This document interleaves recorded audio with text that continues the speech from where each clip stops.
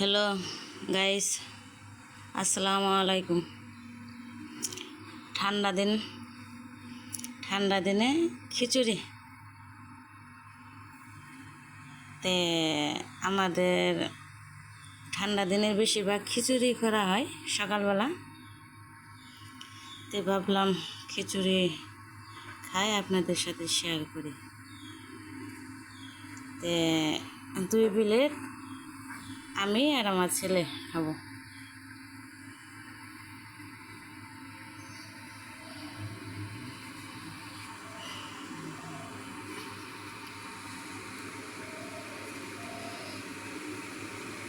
তে মাঝে মাঝে ঠান্ডা মধ্যে আপনারাও খাবেন, ভালো লাগবে।